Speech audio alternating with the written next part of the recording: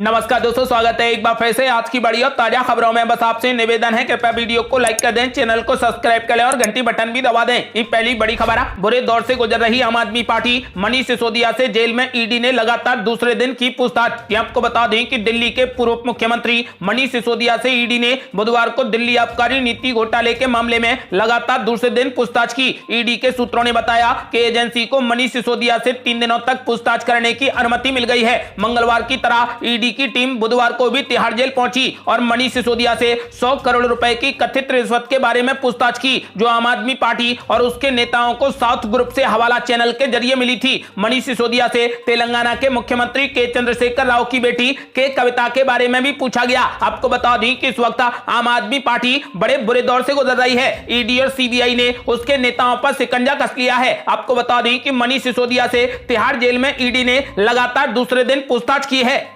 अगली बड़ी खबर, दिल्ली शराब घोटाले में मनीष सिसोदिया के बाद अब तेलंगाना के मुख्यमंत्री केसीआर की बेटी पर कसा शिकंजा। आज ईडी करेगी पूछताछ। आपको बता दें कि दिल्ली के शराब केस में पूर्व डिप्टी सीएम मनीष सिसोदिया के बाद अब तेलंगाना के मुख्यमंत्री केसीआर की बेटी के कविता पर शिकंजा कसता जा रहा है। ईडी ने कविता को दिल्ली शराब घोटाले से जुड़े मामले में पूछताछ के लिए आज बुलाया है। उन्हें समन भेजा गया है। वो बुधवार शाम को दिल्ली पहुंच गई। हालांकि ईडी की पूछताछ के लिए उन्होंने केंद्र जांच एजेंसी से 1 हफ्ते का समय भी मांगा है। उन्होंने कहा कि वो जांच एजेंसी के साथ में पूरा सहयोग करेंगी, लेकिन महिला आरक्षण बिल के समर्थन में दिल्ली में 10 मार्च को उनके प्रस्तावित धरने के मद्देनजर बयान की तारीख पर कानूनी राय लेंगी। भारत राष्ट्र समिति यानी बीआरएस की नेता के कविता से इससे पहले सीबीआई हैदराबाद में पूछताछ कर चुकी है। 12 दिसंबर को ही पूछताछ में के कविता से करीब 7 घंटे तक पूछताछ की गई थी। आपको बता दें कि फिलहाल के कविता को ईडी ने आज फिर से पूछताछ के लिए बुलाया है।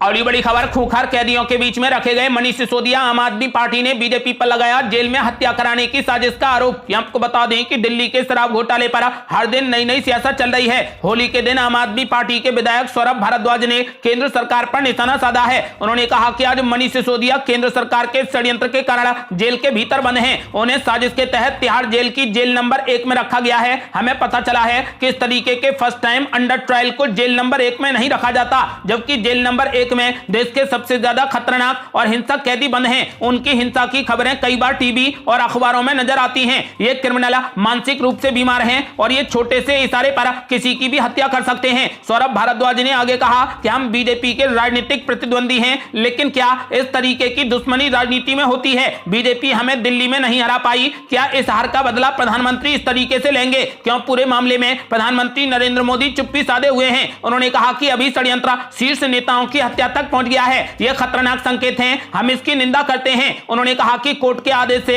मनीष सिसोदिया को विपसियाना वाले सेल में रखा जाना था, लेकिन उसके बावजूद उन्हें इस तरीके के खतरनाक क्रिमिनल के साथ में क्यों रखा जा रहा है? आज हमारे बीच में मनीष सिसोदिया और सत्येंद्र जैन नहीं है, लेकिन यह चिंता भी है कि क्या केंद्र सरकार राजनीतिक हत्याएं भी कराएगी। इसका अलावा आम आदमी पार्टी सांसद संजय सिंह ने भी बीजेपी पर जबरदस्त हमला बोला। संजय सिंह ने आरोप लगाया कि शराब घोटाले का ना सिर है और ना ही पैर है। इसके बावजूद मनीष सिसोदिया के घर, गांव, बैंक में छापेमारी की गई, लेकिन कुछ भी नहीं मिला। 2 चार्जशीट दाखिल की जाती हैं, लेकिन उनमें मनीष सिसोदिया का नाम नहीं होता। मनीष सिसोदिया मुख्य साजिशकर्ता हो जाते हैं और उन्हें गिरफ्तार करके जेल में डाल दिया जाता है। मनीष सिसोदिया को खूंखार कैदियों के बीच में जेल में रखकर उनकी हत्या कराने की साजिश रची जा रही है।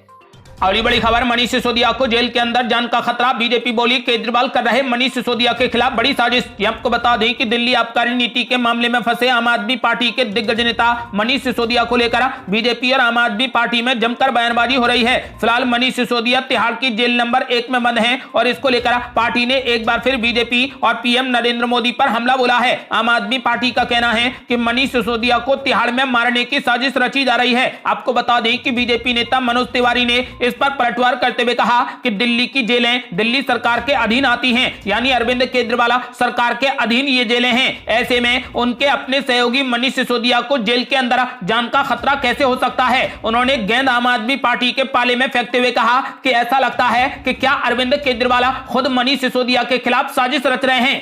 अगली बड़ी खबर, तिहाड़ में मनीष सिसोदिया को अलग वार्ड में क्यों रखा गया? जेल प्रशासन ने आम आदमी पार्टी के सभी आरोपों को कर दिया खारिज। ये आपको बता दें कि कथित शराब घोटाले के मामले में मनीष सिसोदिया को तिहाड़ में जेल नंबर 1 में खूंखार कैदियों के साथ रखा गया है। आम आदमी पार्टी नेता सौरभ भारद्वाज ने मनीष सिसोदिया की सुरक्षा को लेकर चिंता जाहिर की। आम आदमी पार्टी के इन आरोपों पर अब तिहाड़ जेल प्रशासन ने सफाई दी है। जेल प्रशासन का कहना है कि जेल में उनको रखने को लेकर लगाए गए आरोप निराधार हैं। तिहाड़ जेल प्रशासन के मुताबिक मनीष सिसोदिया को उनकी सुरक्षा के मद्देनजर अलग वार्ड दिया गया है। जेल प्रशासन ने कहा कि जेल नंबर 1 में कम कैदी होने के कारण मनीष सिसोदिया को वहां पर रखा गया है। मनीष सिसोदिया के साथ में बंद कोई भी कैदी गैंगस्टर नहीं है और जेल में उनका व्यवहार अच्छा है। तिहाड़ जेल प्रशासन ने आगे कहा कि एक अलग सेल होने के कारण मनीष सिसोदिया ध्यान लगाने जैसे दूसरे काम बिना किसी डिस्टरबेंस के कर सकते हैं। जेल प्रशासन ने कहा कि सभी व्यवस्थाएं जेल के नियम के हिसाब से की गई हैं, जिससे मनीष सिसोदिया की सुरक्षा को सुनिश्चित किया जा सके। इससे पहले आम आदमी पार्टी नेता सौरभ भारद्वाज ने एक प्रेस कॉन्फ्रेंस करके तिहाड़ जेल में मनीष सिसोदिया की जान को खतरा बताया था। उन्होंने बीजेपी पर आरोप लगाया कि बीजेपी मनीष सिसोदिया की हत्या को लेकर साजिश रच रही है।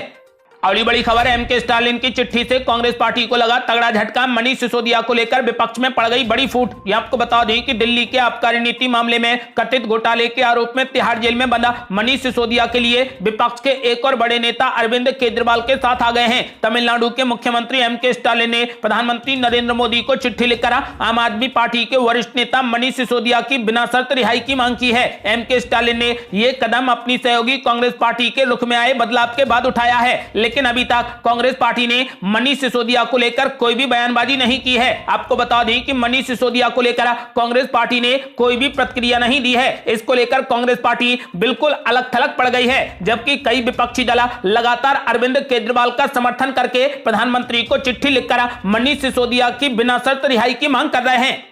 अगली बड़ी खबर, कर्नाटक कांग्रेस के प्रमुख डीके शिव कुमार ने कर दिया बड़ा दावा। कहा विधानसभा चुनावों में 65 सीटों का आंकड़ा भी पार नहीं कर पाएगी बीजेपी। ये आपको बता दें कि कर्नाटक में होने वाले विधानसभा चुनावों में 140 से अधिक सीटें जीतने का दावा करने वाले कांग्रेस अध्यक्ष डीके शिव कुमार ने दावा किया है कि भारतीय जनता पार्टी इस बार 65 सीट से अधिक नहीं जीत पाएगी और कम होकर उसकी सीटें 40 तक भी पहुंच सकती हैं। शिव कुमार ने दावा किया कि राज्य के हर वर्ग के लोग भाजपा सरकार से नाराज हैं। उन्होंने कहा कि हम अपनी सीटों की संख्या को लेकर गारंटी दे सकते हैं। हम ये गारंटी भी दे सकते हैं कि भाजपा की सीट 65 सीट से ज्यादा नहीं रहेंगी। भाजपा जो भी कह रही है या कर रही है उनका अपना आंतरिक मामला है। येदियुरप्पा ने अपने गणित के हिसाब से कहा है, मैं उनकी पार्टी के मामले में नहीं बोलना चाहता। पूर्व मुख्यमंत्री और भाजपा नेता येदियुरप्पा ने भी हाल ही में दावा किया है कि कर्नाटक विधानसभा चुनावों में सत्तारूढ़ पार्टी 140 से अधिक सीटें जीतेगी। शिव कुमार ने यहां संवाददाताओं से कहा कि भाजपा जो चाहे कर ले, लेकिन इस बार उनकी सीट संख्या 60 से 65 से आगे नहीं जाने वाली। उन्होंने कहा कि यह निश्चित है। मेरे हिसाब से तो अगर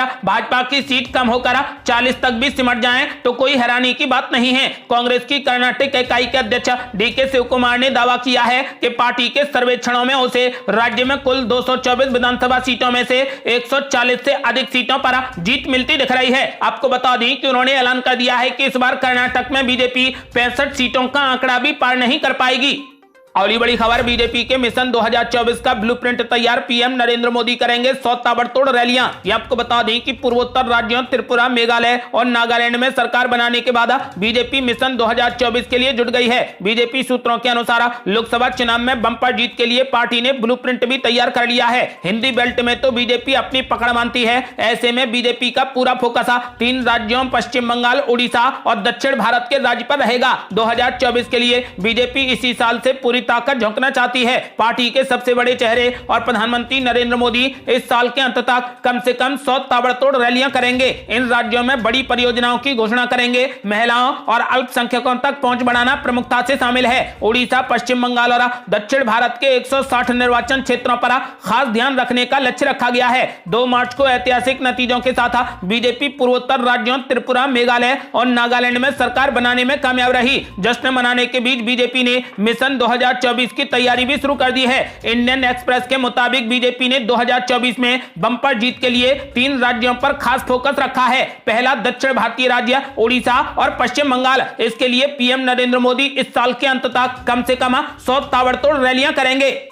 और ये बड़ी खबर, सुखबीर सिंह बादल ने कर डाली बड़ी मांग, कहा पंजाब में आम आदमी पार्टी सरकार को तुरंत बर्खास्त करे राज्यपाल, प्रतिनिधि मंडल ने की मुलाकात। ये आपको बता दें कि श्रोमणी अकाली दल ने पंजाब के राज्यपाल बनवारी लाल पुरोहित से भगवंत मान सरकार को कानून व्यवस्था बनाए रखने में घोर विफलता के कारण बर्खास्त करने का आग्रह किया है। उन्होंने राज्य सरकार पर शराब और बालू खनन की नीति बनाकर करोड़ों रुपए के भ्रष्टाचार में लिप्त होने का आरोप भी लगाया। आपको बता दें कि श्रोमणी अकाली दल के अध्यक्ष सुखबीर सिंह बादल के नेतृत्व में पार्टी प्रतिनिधि मंडल ने राज्यपाल को ज्ञापन सौंपा है। प्रतिनिधि मंडल ने राज्यपाल को विधानसभा में मुख्यमंत्री के आचरण से भी अवगत कराया और कहा कि भगवंत मान अपनी कुर्सी पर बैठने के लायक नहीं है, इसलिए राज्यपाल उनकी सरकार को तुरंत बर्खास्त कर दें। अगली बड़ी खबर, त्रिपुरा में माणिक साह की कैबिनेट का जल्द होगा गठन, 4 महिलाएं भी होंगी शामिल। ये आपको बता दें कि त्रिपुरा में बुधवार को नई सरकार अस्तित्व में आ गई है। डेंटल सर्जन से राजनीतिज्ञ बने माणिक साह ने दूसरी बार मुख्यमंत्री पद की शपथ ली है। उनके साथ में 8 और मंत्रियों ने पद और गोपनीयता की शपथ ली। हालांकि मंत्रियों का पोर्टफोलियो अभी तय नहीं हुआ है। भाजपा की सहयोगी IPFT को एक मंत्री पद मिला है। शपथ ग्रहण में केंद्रीय गृह मंत्री अमित शाह और बीजेपी अध्यक्ष JP नड्डा भी शामिल हुए। शपथ ग्रहण के बाद केंद्रीय गृह मंत्री अमित शाह और बीजेपी अध्यक्ष JP नड्डा ने टिपरा मोथा के अध्यक्ष प्रद्योत किशोर देव वर्मा के साथ में बड़ी बैठक की। बीजेपी प्रवक्ता संबित पात्रा ने इस बैठक में उठाए गए मुद्दों की जानकारी दी। उन्होंने कहा कि महिला दिवस पर हमने तय किया है कि IPFT की 2 और बीजेपी की 2 महिलाओं को MOS रैंक मिलेगी। आपको बता दें कि संबित पात्रा के इस बयान से साफ हो गया है कि मुख्यमंत्री माणिक साह की कैबिनेट में जल्द ही विस्तार देखने को मिलेगा।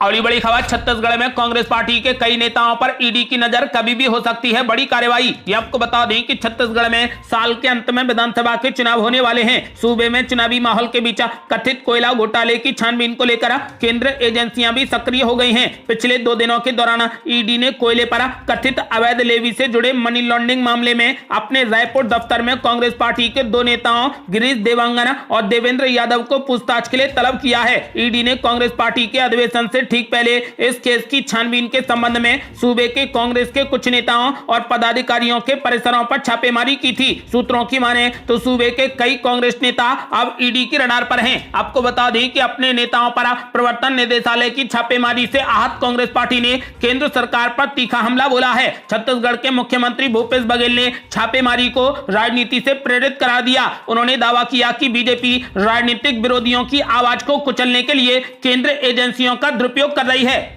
अगली बड़ी खबर, नागालैंड में नीतीश कुमार के एकमात्र विधायक ने बिना शर्त NDPP और बीजेपी सरकार को दे दिया समर्थन, नीतीश कुमार ने ले लिया बड़ा एक्शन। ये आपको बता दें कि नागालैंड में JDU के एकमात्र विधायक ने नीतीश कुमार की सहमति के बिना बीजेपी गठबंधन वाली सरकार को बगैर शर्त समर्थन दे दिया। इस पर JDU के शीर्ष नेतृत्व में घमासान मच गया। पार्टी के केंद्रीय नेतृत्व ने नागालैंड की JDU इकाई के इस फैसले को उच्च अनुशासनहीनता और मनमाना करार दिया। इसी के साथ JDU के शीर्ष नेतृत्व ने नागालैंड में अपनी राज्य इकाई को भंग कर दिया। आपको बता दें कि JDU के पूर्वोत्तर मामलों के प्रभारी और राष्ट्रीय महासचिव आफाक अहमद खान की ओर से जारी एक बयान में कहा गया है कि हमारी पार्टी के नागालैंड राज्य अध्यक्ष ने JDU के केंद्रीय नेतृत्व से परामर्श किए बिना नागालैंड के मुख्यमंत्री को समर्थन पत्र दिया है, जो उच्च अनुशासनहीनता और मनमाना कदम है। इसीलिए JDU ने नागालैंड में पार्टी की राज्य समिति को तत्काल प्रभाव से भंग कर दिया है।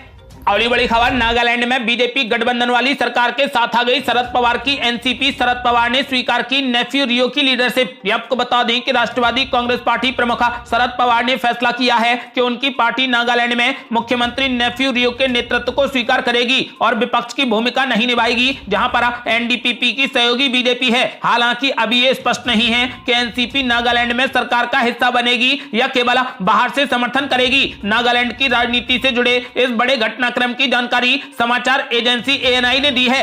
अगली बड़ी खबर, नागालैंड में NCP ने नेफ्यू सरकार को दे दिया खुला समर्थन, तो भड़क गए ओवैसी। बोले अगर शरद पवार सादाप होते तो बीजेपी की बी टीम कहे जाते। ये आपको बता दें कि महाराष्ट्र की राजनीति में अपनी जमीन तलाश रहे AIMIM के प्रमुख ओवैसी ने NCP चीफ शरद पवार पर हमला किया है। उन्होंने ये हमला नागालैंड में नेफ्यू रियो की लीडरशिप स्वीकार करने पर किया है। ओवैसी ने कहा कि यह दूसरी बार है जब NCP ने बीजेपी का समर्थन किया है। दरअसल राष्ट्रवादी कांग्रेस पार्टी के मुखिया शरद पवार ने फैसला किया है कि वो पूर्वोत्तर उत्तर के राज्य नागालैंड में एनडीपीपी के नेतृत्व को स्वीकार करेगी, विपक्ष में नहीं जाएगी, जबकि राज्य में नेफ्यू के नेतृत्व में बन रही सरकार में बीजेपी सहयोगी पार्टी है। इसको लेकर ओवैसी ने एक ट्वीट कर कहा कि अगर शरद सादाब होते तो उन्हें बी टीम और धर्मनिरपेक्षों के लिए अछूता कहा जाता। असदुद्दीन ओवैसी ने ट्वीट करते हुए कहा कि मैंने कभी भी बीजेपी का समर्थन नहीं किया है और ना ही कभी करूंगा, लेकिन यह दूसरी बार है जब एनसीपी ने बीजेपी का समर्थन किया है और यह आखिरी बार नहीं हो सकता। अगर शरद सादाब होते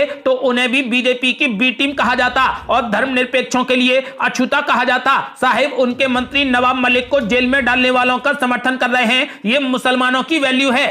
अगली बड़ी खबर, प्रधानमंत्री बनने का सपना नहीं देख रहा, लेकिन 2024 में लोकसभा चुनाव के लिए उद्धव ठाकरे ने कसी कमर। ये आपको बता दें कि देश में अगले साल लोकसभा चुनाव होने वाले हैं। आम चुनावों के लिए अभी से सभी दलों ने अपनी अपनी रणनीति पर काम करना शुरू कर दिया है। इसी कड़ी में महाराष्ट्र में उद्धव ठाकरे ने भी कमर कस ली है। महाराष्ट्र के पूर्व मुख्यमंत्री उद्धव ठाकरे ने कहा कि वो देश का प्रधानमंत्री बनने का सपना नहीं देख रहे, लेकिन 2024 में बदलाव लाने की कोशिश जरूर करेंगे। इससे पहले संजय राउत ने कहा था कि उद्धव ठाकरे प्रधानमंत्री पद के लिए सबसे बेहतर चेहरा हैं। संजय राउत के इस बयान के बाद राजनीतिक हलकों में चर्चा शुरू हो गई थी। उद्धव ठाकरे का बयान उन्हीं चर्चाओं पर विराम लगाने के लिए दिया गया है। 2024 में प्रधानमंत्री पद के लिए उद्धव ठाकरे के नाम से जुड़े सवाल पर संजय राउत ने कहा था कि अभी इसकी भविष्यवाणी करना इतना आसान नहीं है। राजनीति में कुछ भी हो सकता है, लेकिन उद्धव ठाकरे एक बेहतर चेहरा हैं। उन्होंने आगे कहा था कि महाविकास अघाड़ी ने तय किया था कि अगर उद्धव ठाकरे को मुख्यमंत्री बनना है तो हम साथ आएंगे और सरकार बनाएंगे।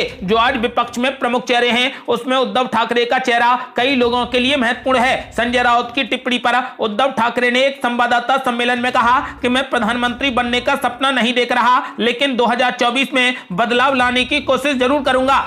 अगली बड़ी खबर है, एग्जाम में हिजाब पहनने की अनुमति नहीं, बीजेपी बोली हम कानून पर चला रहे सरकार। ये आपको बता दें कि कर्नाटक में हिजाब का मुद्दा एक बार फिर चरम पर है। राज्य में 9 मार्च से प्री यूनिवर्सिटी कॉलेजों की परीक्षाएं शुरू हो रही हैं। इससे पहले शिक्षा मंत्री बीसी नागेश का बड़ा बयान आया, जिसमें उन्होंने कहा कि परीक्षा केंद्रों पर हिजाब की अनुमति नहीं होगी। इससे पहले भी उन्होंने कहा था कि हिजाब पहनकर छात्राओं को परीक्षा देने की अनुमति नहीं दी जाएगी। इसके बाद सुप्रीम कोर्ट में मामले को लेकर याचिका डाली गई, जिसे कोर्ट ने खारिज कर दिया। शिक्षा मंत्री बीसी नागेश ने कहा कि फरमाइशों पर सरकार नहीं चला रहे हैं, ये सरकार देश के कानून पर चल रही है। परीक्षा केंद्रों पर हिजाब को अनुमति नहीं मिलेगी। 3 दिन पहले इसी मामले पर उन्होंने सख्त लहजे में बयान देते हुए कहा था कि हिजाब पहनकर छात्राओं को परीक्षा केंद्रों पर अंदर जाने की अनुमति नहीं दी जाएगी। सभी छात्रों को यूनिफॉर्म पहनकर परीक्षा में शामिल होना चाहिए, हिजाब इसका हिस्सा नहीं है। ये थी अब तक की बेहद बड़ी खबरें। आपका क्या मानना है? क्या इस बार विपक्ष बीजेपी के विजय रथ को रोकने में कामयाब हो पाएगा? अपनी राय हमें वीडियो लाइक कर कमेंट बॉक्स में जरूर दें। ऐसी ही ताजा